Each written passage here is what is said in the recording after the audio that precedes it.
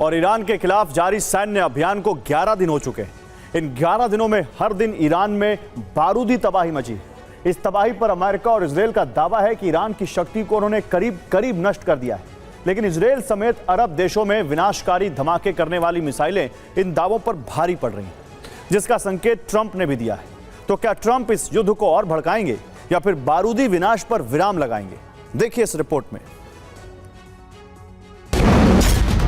जानकारी ये दी गई है कि अब तक ईरान में 5000 से ज्यादा लक्ष्य तबाह किए गए हैं। 50 से ज्यादा ईरानी जहाजों को जल समाधि दे दी गई है, क्योंकि सेंटकॉम का दावा है कि ईरान पर घातक हमलों में IRGC का मुख्यालय, सैन्य खुफिया केंद्र, ballistic missile launch pad, air defence system, anti ship missile battery, ईरानी नौसेना के जहाज, पनडुब्बियां, सैन्य संचार ढांचा, मिसाइल और ड्रोन अड्डे तबाह हो चुके हैं। वो भी तब जब ईरान पर हमले में B-1, B-2, B-52 जैसे घातक bomber, F-15, F-16, F-18, F-35 जैसे लड़ाकू विमान, MQ-9 जैसा हमलावर ड्रोन इस्तेमाल हुए हैं। जब अमेरिकी पैट्रियट, थाड और सीराम जैसे डिफेंस सिस्टम तैनात किए थे। तो यह युद्ध जिस दिशा में जा रहा है, वो दिशा बता रही कि इजरायल मोर्चा संभालेगा तो टारगेट परमाणु ठिकाने होंगे, जिसमें कुम और नतांज जैसे केंद्रों पर संकट बढ़ जाएगा। इसके साथ ही इजरायल मिसाइल और ड्रोन भंडार को भी टारगेट करेगा, जिसमें इस्फहान और करज के लॉन्च पैड को तबाह करने की कोशिश होगी।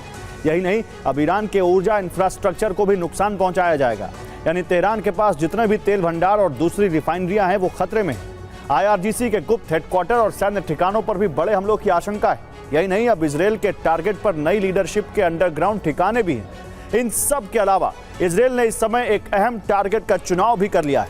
टारगेट है स्ट्रेट ऑफ हॉर्मूज, जिसके पास ईरानी नौसेना के ठिकाने हैं। लेकिन ईरान की तैयारी बता रही कि अगले 1 महीने के लिए जंग की तैयारी वो भी कर चुका है। इसलिए अंडरग्राउंड लॉन्चर्स पर तैनात मिसाइलें कतर, UAE, सऊदी अरब, कुवैत, बहरीन, ओमान के अमेरिकी बेस पर गिराने के लिए तैयार है। इसके अलावा दूसरी तैयारी ऊर्जा संकट खड़ा करने की है, जिसमें स्ट्रेट ऑफ हॉर्मूज पहले ही बंद कर दिया गया है और जो ऑयल या गैस टैंकर गुजर रहे हैं उन पर हमला जारी है। जबकि ईरान आने वाले दिनों में अपने प्रॉक्सी नेटवर्क को भी फ्रंट पर ला सकता है, जिसमें हिजबुल्लाह तो हमला करेगा ही, हूती लाल सागर पर कब्जे के लिए जंग छेड़ेगा। ईरान का 70% मिसाइल नेटवर्क तबाह हो चुका है। परमाणु प्रयोगशाला खाक हो गई है कि ईरान के 460 मिसाइल लॉन्चर्स भी तबाह कर दिए गए हैं। अब सिर्फ 150 मिसाइल लॉन्चर्स बाकी हैं।